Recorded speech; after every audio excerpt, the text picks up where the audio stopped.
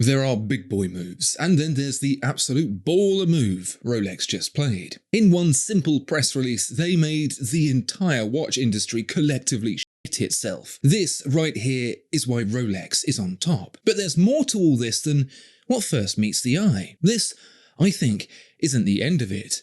It's just the beginning.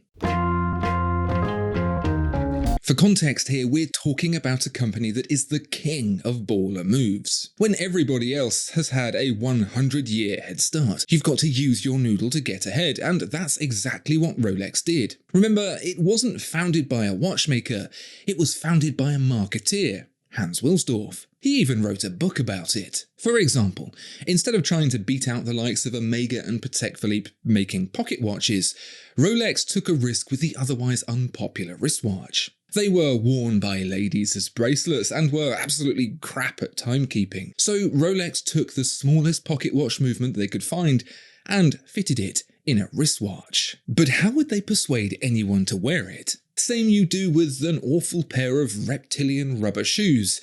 Get them on a celebrity or two. With smaller budgets though, Rolex had to think smart. They chose the celebrities of industry, the divers, pilots, explorers and scientists. If they wore a Rolex, then you would too. And it worked like a charm. The watches weren't luxurious and ornate like an Omega, but they worked, just about, on the wrists of the world's elite. Throw in a few fibs and stretched truths, and you've got yourself a ball rolling. A landmark baller move for Rolex was the Comex deal. The French diving consultant was breaking depth records left, right and centre and needed a watch that could handle it. Omega set to work building an entirely new architecture, with every aspect considered to the finest detail. Their watch was a masterpiece of form and function, and could not be beaten. Except it could, by Rolex, who simply took a watch they already had and put a thicker caseback and crystal on it. They beat Omega to the punch by years. It was, honestly, humiliating. And it seems, based on what's just happened, the humiliation hasn't ended there. So the way buying a watch typically works is that the big watchmakers sell their watches wholesale to retailers around the world that are independent of them. The watch brand sets the RRP, the discount allowance, if any, the stock supply, etc., etc. What they don't control is the customer service, the waitlist situation, any of the dealer shenanigans. When you go to your dealer and they tell you to buy some crap from them first, that's not Rolex. It may look like Rolex because of the Rolex branding on the concession, but the staff and their practices are managed by the retailer. There are a few retailers like this, some small and family-owned, some larger with multiple locations around the world. The biggest is Bucherer, a retailer that's been trading since 1888 and even has its own watch brands, Carl F. Bucherer and B. Swiss. Bucherer also owns Torno, another large American watch retailer. So yeah, Rolex just went and bought Bucherer, the biggest retailer of Rolex, not to mention the guinea pig for Rolex's certified pre-owned scheme, is now owned by Rolex. The official reasoning given in a Rolex press release for the purchase is that existing Bucherer owner, Georges Bucherer, who is now 86, has no direct descendants to pass the company to, and so has decided to sell the business. As Rolex has been in partnership with Bucherer since 1924, it was mutually decided to be the best candidate to inherit the role.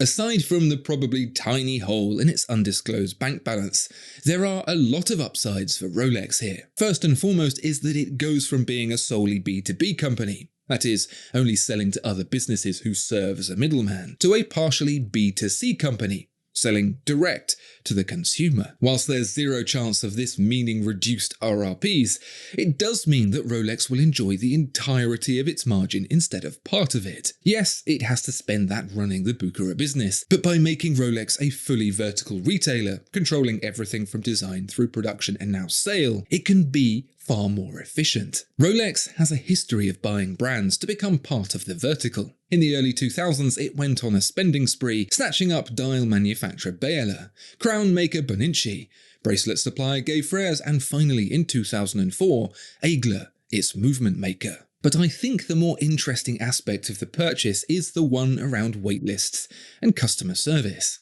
It won't have slipped Rolex's notice that the fun and games of buying a new Rolex are often attributed to the brand itself instead of being levelled at the retailer, and owning Bucherer will mean it has the opportunity to address that. Now, in the press release, Rolex does say it's going to leave Bucherer be to run independently, but let's see how long that lasts. With the timings on the new Rolex factory and additional stock supply from 2029, I imagine that there may be some further efficiencies in how that stock is distributed to stores and indeed customers. It is worth noting that none of this is official until the deal has been approved by the competition authorities, but I expect Rolex has done its due diligence and is confident the purchase will be greenlit.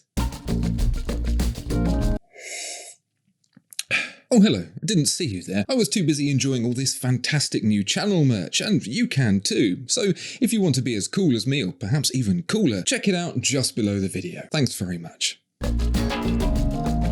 Where this starts to get especially interesting is when we start to think about what this will mean for other Rolex retailers. Will Bucherer get the lion's share of desirable stock? Will other retailers be placed on measures to earn allocation? Will they be forced to play the same games with Rolex that many customers had to endure with them? Rolex insists none of this will be the case, stating that its fruitful collaboration with other official retailers will remain unchanged. But nevertheless, upon the announcement, the Watches of Switzerland share price dipped. It's worth noting that Watches of Switzerland have literally just opened Rolex's flagship London boutique, a 7,200 square foot location on Old Bond Street. Watches of Switzerland released its own statement, saying that the purchase is not a strategic move into retail by Rolex, knowledge it has gleaned from the highest levels of management at Rolex HQ. But of course, Rolex wouldn't be showing its cards, would it?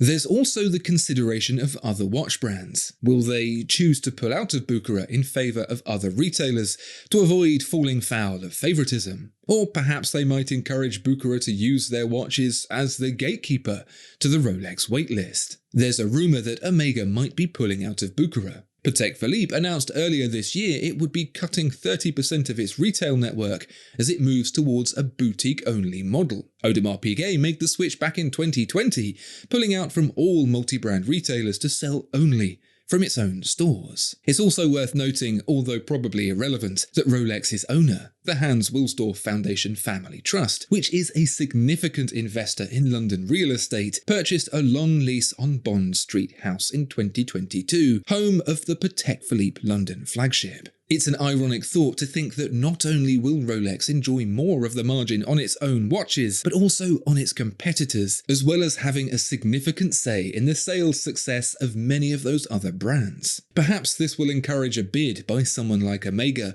to purchase a retailer like Watches of Switzerland. Let's not also forget that Bucherer was the first retailer chosen by Rolex to operate its certified pre-owned operation. At the time, this required Bucherer to fund the purchase of pre-owned stock itself, with a rumoured license fee to Rolex for the certification into the pre-owned program. Of course, this is all now part of the vertical, allowing Rolex to directly steer its approach to managing the used market, including availability, the transition from pre-owned to new, and of course, the value of pre-owned stock. So what does all this mean for you? Have years building a relationship with your local retailer been for nothing? Do you need to add your nearest Bucherer dealer to your Christmas card list? According to Rolex, no, nothing will change. Whether I believe that is another matter, only time will tell.